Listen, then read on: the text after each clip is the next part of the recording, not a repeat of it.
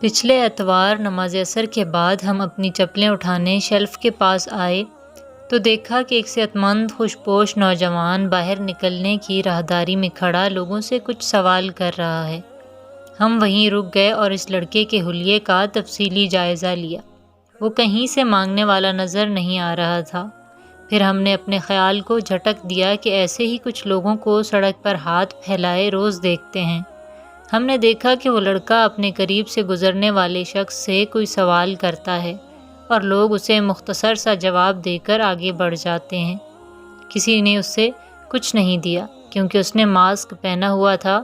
ہم نے فیصلہ کیا کہ اسے سمجھانا چاہیے کہ مانگنا اچھی بات نہیں، اور اسی ارادے سے اس کے قریب رہتے ہوئے راہداری پر چل پڑے۔ السلام علیکم، ایک بات پوچھنی تھی۔ ہمیں قریب آتا دیکھ کر اس نے سوال کیا۔ وعلیکم السلام، جی پوچھیں۔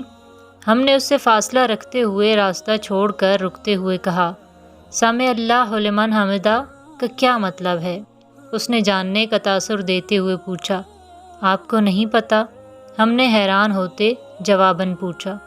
آپ کو پتہ ہے تو بتا دیں، ورنہ کوئی بات نہیں۔ اس نے بڑے احترام سے اپنا سوال دہرایا۔ بیٹا، اس کا مطلب ہے اللہ نے اس کی سن لی جس نے اس کی تعریف کی۔ ہم نے مسکرا کر جواب دیا اور اسے دعا دیتے ہوئے آگے بڑھ گئے۔ اب ہمارے دل میں اس کے لیے اچھے جذبات تھے کہ وہ مانگنے والا نہیں ہے۔ مسجد سے نکلنے سے پہلے ہم نے پلٹ کر دیکھا تو وہ لڑکا اب بھی وہیں کھڑا تھا۔ ہمیں یہ عجیب لگا۔ ہم گیٹ سے ہٹ کر کھڑے ہو گئے تاکہ اس پر نظر رکھیں۔ وہ اسی طرح لوگوں سے سوال کر رہا تھا۔ اس مرتبہ ہم نے مشاہدہ کیا کہ وہ ایک پرچی پر کچھ نوٹ بھی کرتا جا رہا تھا۔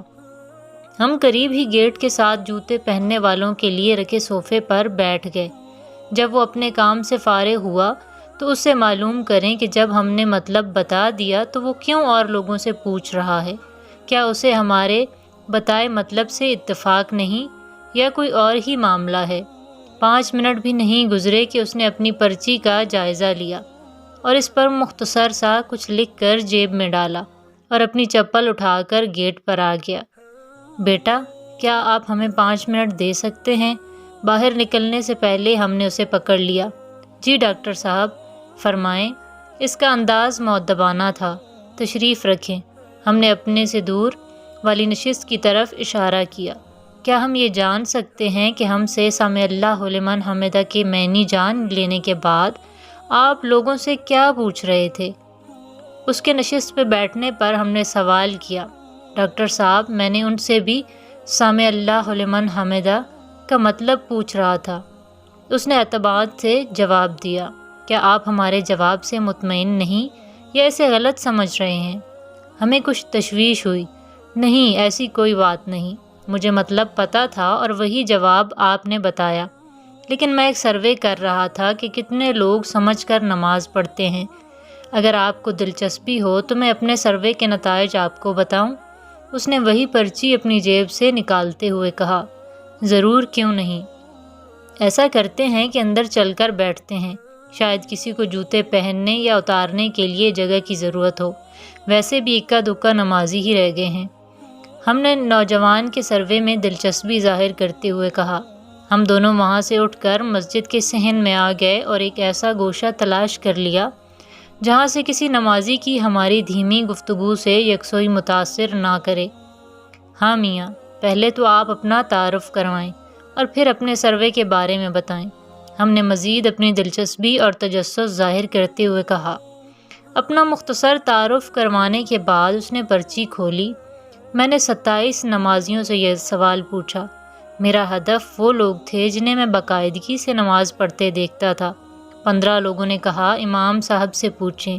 7 لوگوں نے آپ والا ہی جواب دیا کہ آپ کو نہیں پتہ، اور تیسرے تیزی سے گزر گئے۔ 3 کا مشورہ تھا کہ نماز کی کتاب دیکھیں، اور 2 نے صاف کہہ دیا صحیح سے نہیں پتہ۔ بہت سے لوگوں نے تو شاید ڈرتے ہوئے بات ہی نہیں سنی کہ کہیں انہیں پیسوں سے مدد کا نہ کہہ دیا جائے۔ اس سروے کی ضرورت آپ کو کیوں پیش آئی؟